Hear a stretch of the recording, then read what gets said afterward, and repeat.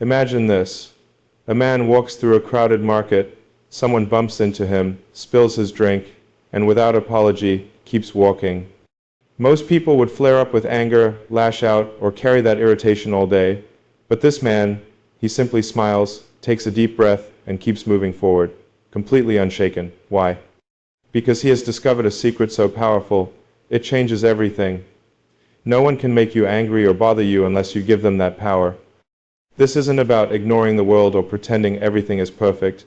It's about reclaiming control over your own mind and emotions.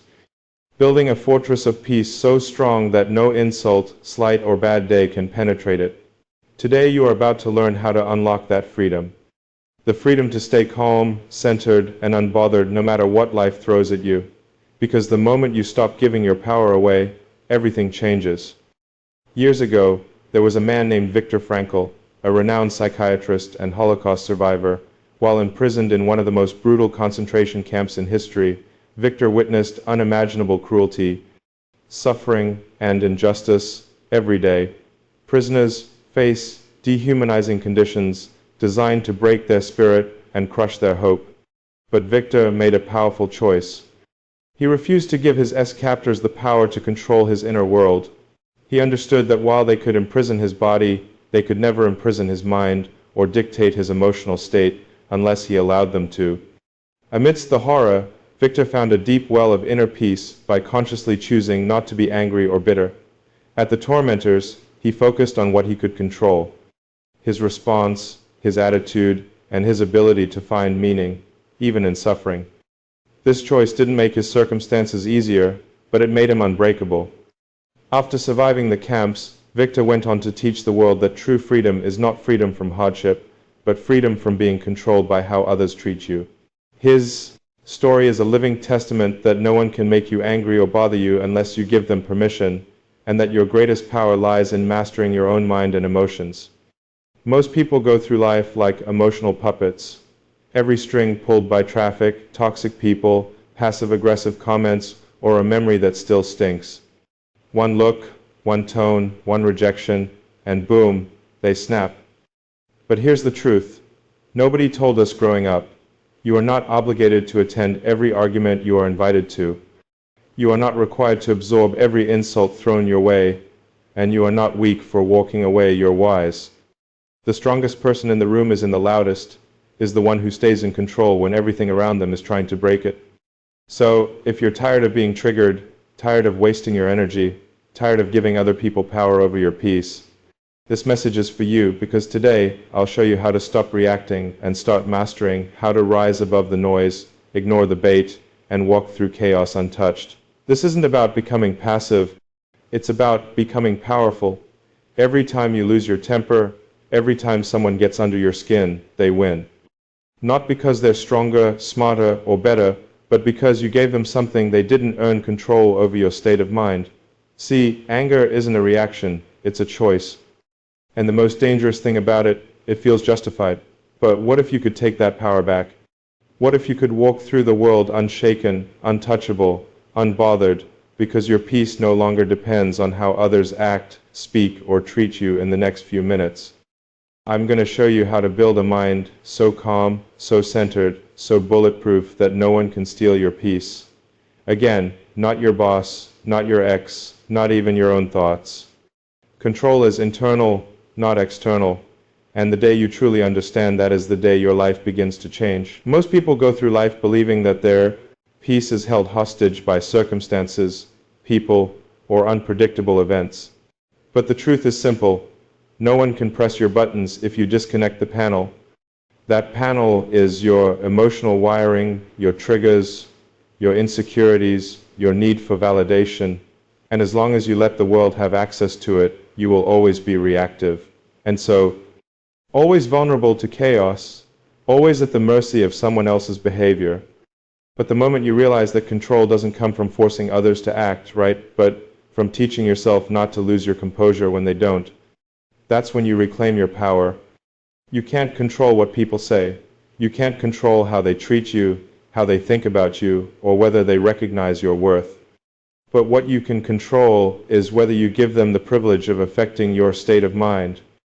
Every time you let someone's words ruin your day, you hand them a piece of your power. Every time you explode over someone's attitude, you make them the author of your emotional script. And what most people never realize is that this reaction isn't caused by the event. It's caused by the meaning you assign to it. Someone cuts you off in traffic. Do you explode, or do you breathe and keep going? Your boss criticizes you harshly.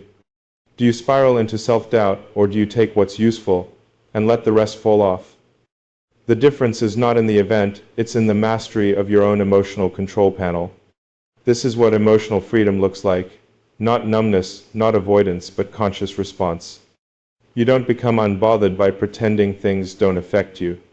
You become unbothered by deciding what's worth your energy in the first place. That's the shift, that's the real flex. It's when you stop trying to change the world to suit your peace, and instead build a peace that doesn't break no matter what the world does. You're not a puppet anymore. You're not at the mercy of bad days, rude people, or loud opinions. You're grounded. Remember, your peace is your responsibility, and your emotional control panel, that's yours to protect, yours to master, and yours to power down when the wrong hands try to reach for it. Anger is a reaction, not a requirement, and once you understand that truth, you begin to experience freedom on a level most people never reach. See, the world will always throw stones, words, judgments, disrespect, misunderstandings, betrayal, but you don't have to go to war every time someone hurls one your way. That's the trap. That's the setup. Because the moment you feel obligated to respond, to defend, to prove yourself, you've already lost control, not just of the situation, but of yourself. Anger is loud, it's explosive, it feels powerful in the moment, but most of the time it's just you handing over the keys to your peace because someone hit a nerve. But what if you didn't react? What if you could see it, feel it, notice it, and still remain calm? That's where your power lives. Because just because something happened doesn't mean it has to own you. You are not your triggers. You are not your impulses. You are not a slave to the moment.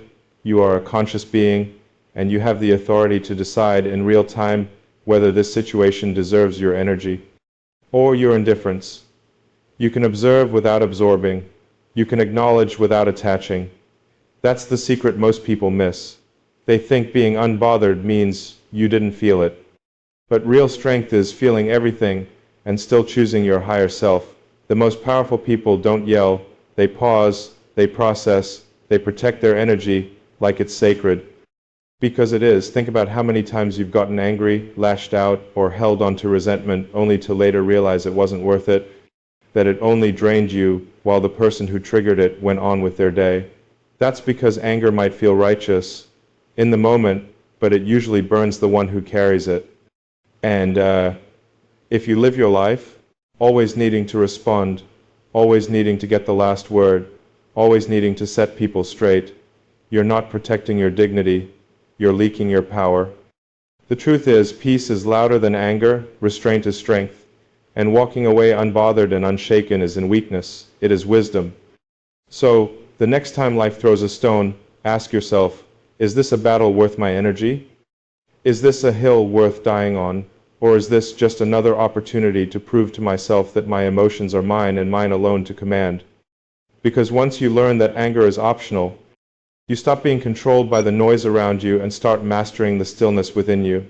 You teach people how to treat you, not with your words, not with your intentions, but with what you react to. Every time you overreact, you're not just expressing frustration, you're rewarding bad behavior with your attention, your energy, and your emotional availability. That's the paradox most people never realize. The more you explode, the more power you give away. The more you argue, the more validation you offer to the very behavior you want to stop.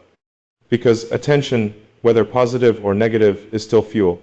And when you lose control, when you yell, snap, or shut down, you're telling the other person, you've got access to my emotions. You can pull my strings, you can shake my peace. But the truth is, you decide who has access to your emotional real estate. People will test boundaries. People will poke, prod, and provoke, not always maliciously. Sometimes just out of habit or ignorance, but it's your reaction that teaches them whether or not they can keep doing it. Stay silent. When someone disrespects you and you've taught them that disrespect is acceptable, overreact. When someone provokes you and you've taught them exactly how to get under your skin, either way, your response or lack of one, it becomes the blueprint for how they'll treat you next time. That's why emotional discipline is so powerful. When you learn to respond with calm clarity, or better yet, choose not to respond at all, you create a new standard. You send a silent, unshakable message. My peace is not up for negotiation. Some things don't deserve your voice, some people don't deserve your explanation, and some battles are beneath the level you've grown to. The most powerful person in the room isn't the one who talks the loudest, it's the one who controls the atmosphere with their presence, not their panic. So ask yourself, am I teaching people that I'm easily provoked? Am I showing them that chaos gets my attention? Or am I training the world day by day that my energy is a privilege, not a reaction? Because the way you allow others to treat you is ultimately a reflection of how you treat yourself when you hold yourself to a higher standard of grace. Retrain and self-respect others will either rise to meet it or they'll remove themselves. Either way, you win, so stop feeding what you want to disappear. Staff the drama, staff the disrespect, staff the bait, and instead, lead with presence, not performance. That's how you take the wheel back. And teach the world how to meet you at your level. Silence is a weapon. Use it wisely. In a world addicted to noise, where everyone feels the need to respond, defend, explain, and clap back, silence has become one of the most underrated forms of power, because not everything deserves your energy. Some things, in fact, deserve your complete indifference. When someone tries to provoke you, to bait you into conflict, or to shake your sense of self, the most powerful thing you can do is nothing. No reaction, no explanation, just presence, just calm, just silence. Why? Because silence makes people uncomfortable, especially those who thrive on control. The moment they realize they can trigger you, they lose power over you, the drama dies, the fire fizzles, and more importantly, you stay in command of your energy. Maturity is learning that not every insult needs an answer. Not every jab deserves a swing back. Sometimes the highest form of strength is restraint, and sometimes silence is louder than shouting. Think about it when you respond emotionally. You give the other person evidence that they got to you, but when you remain still, when you remain composed, you create uncertainty. They don't know where they stand with you, and in that quiet you gain control. Silence forces reflection. It exposes insecurity. It ends arguments that were never worth starting, and most importantly, it protects your peace, because your energy is a resource and not everyone should have access to it. Some people speak just to provoke a response. Some situations are designed to knock you off balance, but you don't have to take the bait, you don't have to be loud to be heard, you don't have to fight to prove your power. Sometimes walking away is the loudest statement you'll ever make. Sometimes looking someone in the eye and saying nothing is more devastating than anything you could say. That's not weakness. That's wisdom. That's discipline. That's emotional intelligence. When you reach a point where your silence speaks louder than your words, where your non-reaction is your response, you've stepped into a new level of power. Not because you don't care, but because you care too much about protecting your peace, your mental clarity, and your emotional stability to let someone else dictate them. So, the next time someone tries to pull you into their chaos, ask yourself, does this deserve my voice or my silence? Because silence, when chosen with purpose, is not avoidance. It's strategy, it's self-respect, it's control, and the one who stays silent while others scream. That's the one who holds the real power. Emotional discipline is the new strength, not loudness, not aggression, not snapping back at every provocation. In a world where outrageous currency and overreaction is the norm, the real flex is staying calm when chaos tries to pull you in. Because anyone can scream, anyone can slam doors, fire off angry messages, or let their emotions explode like a bomb. That takes no training, that takes no wisdom. That's instinct, that's ego. But to stay composed when someone disrespects you, to keep your tone steady when someone raises theirs, to hold your ground when everything in you wants to strike back, that's real strength. That's power. Most people never cultivate. It's easy to act tough when you feel attacked, But true toughness isn't about how loud you can get. It's about how still you can remain.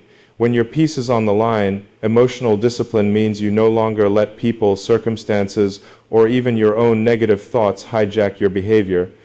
It means you can sit in discomfort without losing your center.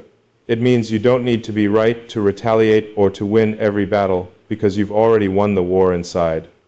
And make no mistake, that war inside is the one that matters every time life pokes you. Every time someone tries to test you, you have a choice: react and lose control, or breathe and rise above. The strongest person isn't the one who throws the last word. It's the one who doesn't need to throw anything at all. They're grounded, rooted, unmoved. They don't let the behavior of others dictate their internal world, and that level of composure isn't weakness, it's mastery. It's understanding that not every emotion deserves expression, and not every thought deserves a reaction. It's learning to pause, to process, and to protect your peace. Above all, because emotional discipline isn't about suppression, it's about selection, choosing what deserves your energy and what doesn't. Knowing the difference between responding and reacting, between speaking and needing to be heard. So when the world tries to shake you, you don't rise to the chaos. You drop deeper into your calm. That's what makes you unshakable. Not because life is easy, not because people stop being difficult, but because you've developed the inner strength to remain solid no matter what. And in today's world, that kind of peace, that kind of control isn't just rare. It's revolutionary. Your peace is too expensive to be spent on every fool you meet. You've worked too hard, been through too much, and grown too far to keep giving your energy away to people who haven't earned the right to hold it. Every day, life will present you with invitations to chaos.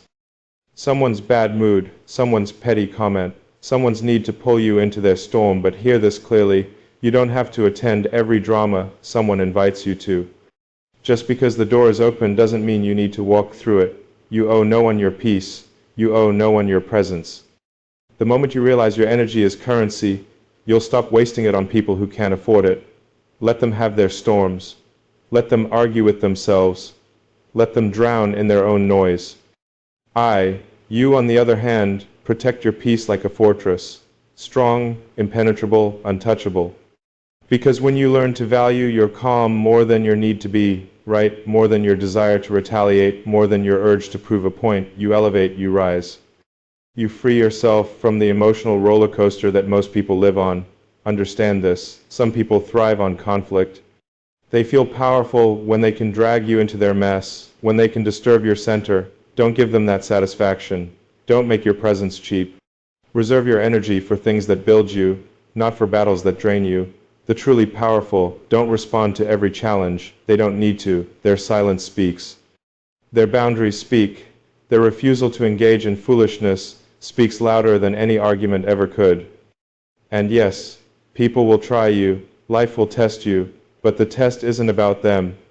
It's about you. Can you stay rooted while everything around you tries to shake you? Protect your peace like a fortress. Strong, impenetrable, untouchable. Because when you learn to value your calm more than your need to be right, more than your desire to retaliate, more than your urge to prove a point, you elevate, you rise. You free yourself from the emotional roller coaster that most people live on. Understand this: some people thrive on conflict. They feel powerful when they can drag you into their mess, when they can disturb your center. Don't give them that satisfaction. Don't make your presence cheap. Reserve your energy for things that build you, not for battles that drain you. The truly powerful don't respond to every challenge.